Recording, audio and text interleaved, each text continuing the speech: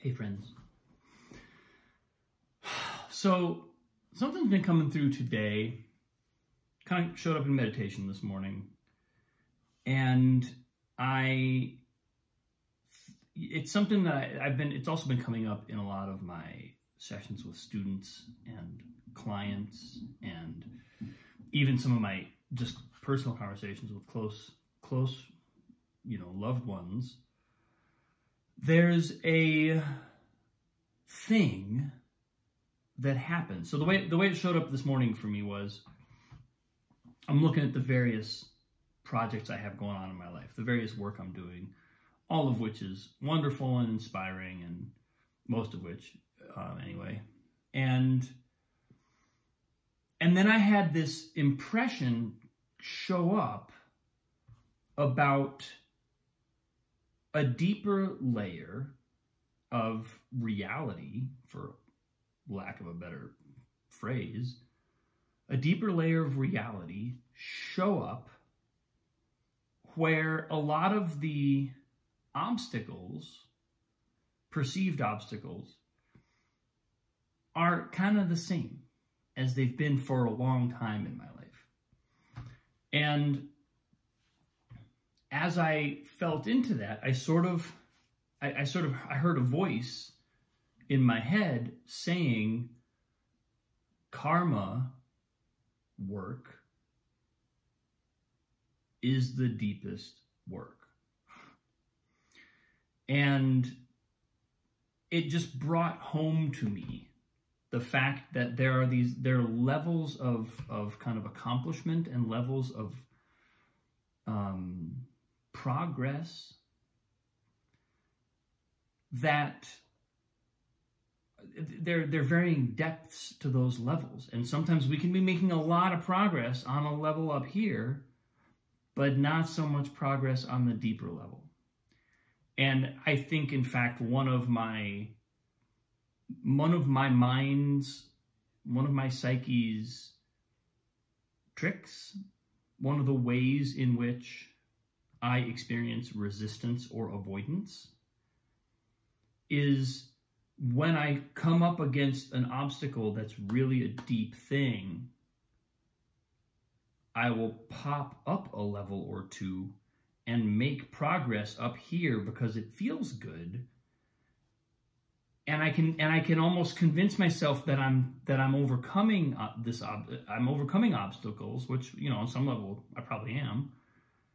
But it's kind of a strategy. At the same time as it may be real progress, it's also an avoidance of a deeper obstacle, which, if I could just spend the time with it, maybe that would actually move. And this is kind of it's in some ways, it's very inherent.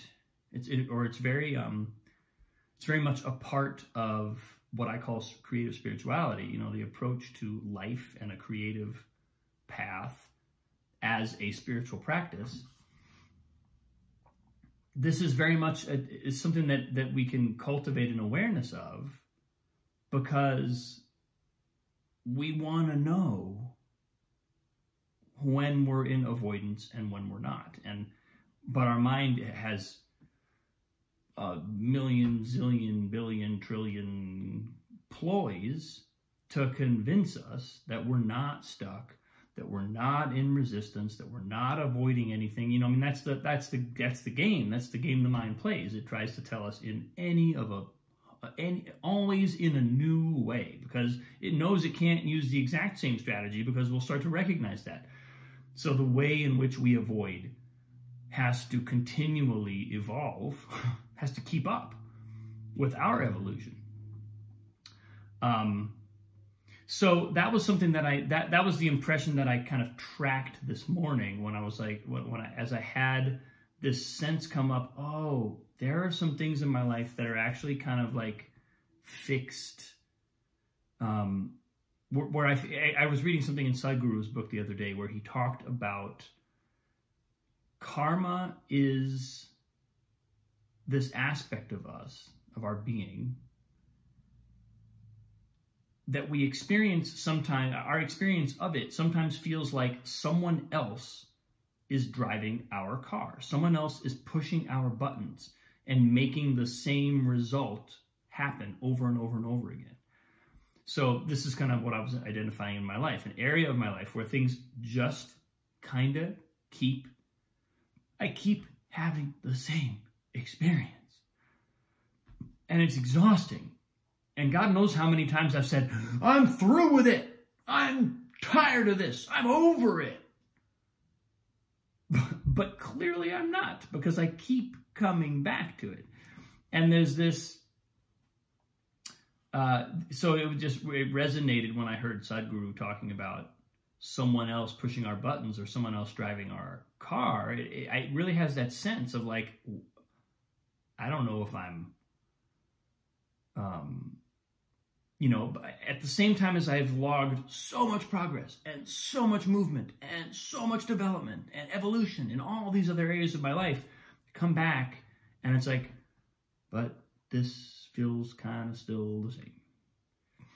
And then the next step in my thinking on this is something that has been coming up with many of my clients, and like I said, some personal relationships, etc., where the advice I give myself in these situations, and the only advice that really seems to both in the moment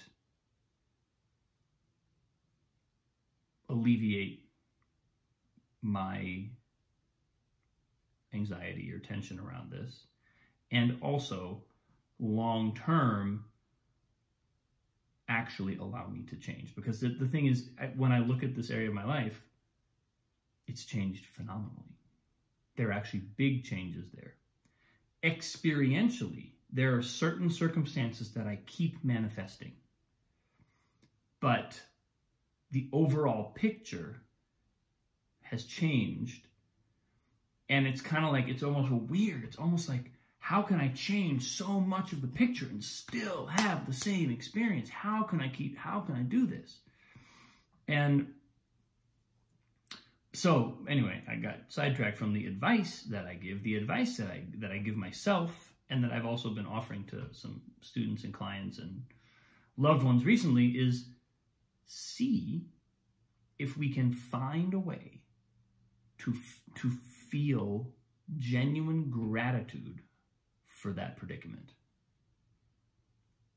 See if there's a way. This thing that seems like it's torturing me, that seems like it's like, oh my God, can I ever not wait to not have this problem anymore? Right? That sense of like, I do anything to get rid of this problem. Take a moment and see if we can feel genuine gratitude for that. So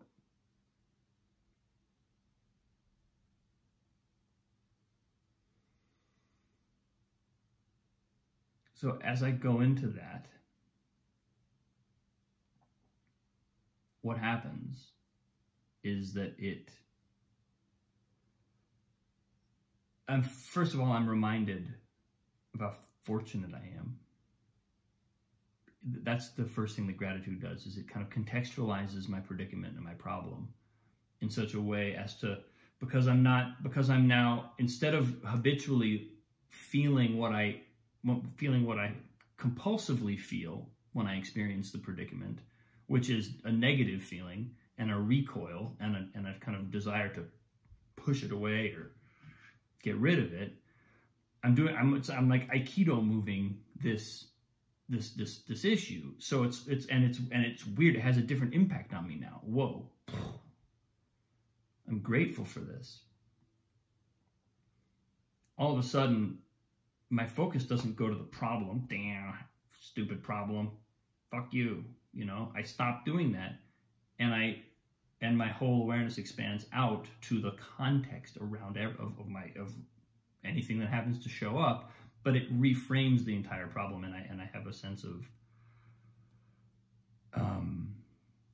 renewed perspective. And the other thing that happens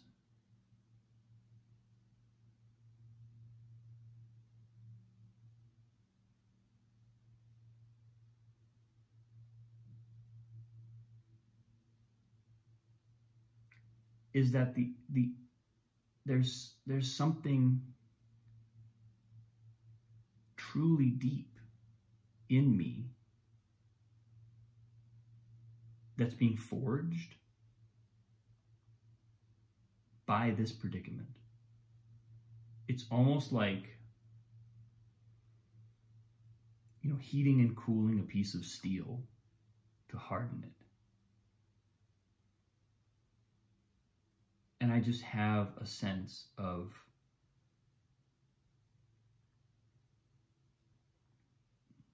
indomitability, unshakability. I know, not only do I know that I will overcome this, but I know that overcoming it is a sideshow in the overall experience. Overcoming this is not what I need to be focusing on.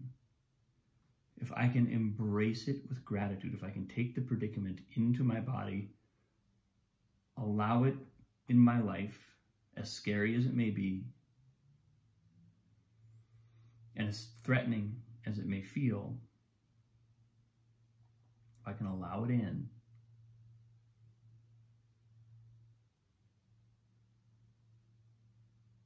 it's like all of a sudden my core integrity, my core sense of self, it's like I'm saying, you problem that I struggle with, don't have access to my highest, deepest self. I'm not giving up that in order to solve you. I'm not saying, I'm not allowing you to be so big as to be greater than me, greater than my identity, greater than, my overall life. And so there's actually an odd sense of empowerment that comes from the challenge, from the problem. The problem actually becomes a springboard for a larger, a sense of empowerment and autonomy and agency.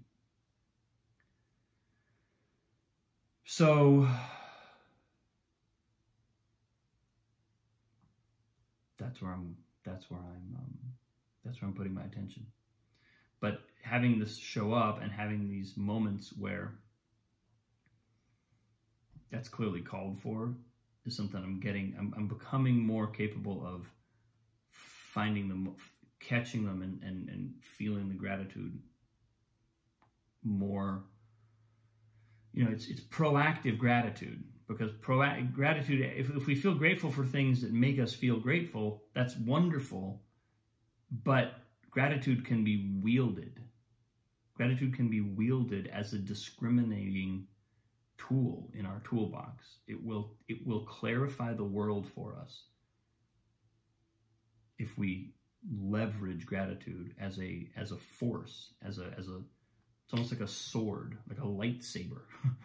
It's a lightsaber that we can use to cut through the bullshit of our own making. There's so much bullshit that we make because of our compulsive responses, and gratitude is like, and the bullshit pieces fall apart, and you can see what's there. It's an amazing tool as well as a lovely feeling, but it's not a lovely, it's not most fundamentally a lovely feeling. It's an orientation to the universe that brings clarity. So, yeah.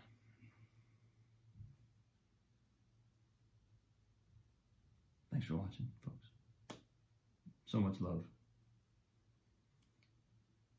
Have a wonderful day. I'll see you tomorrow.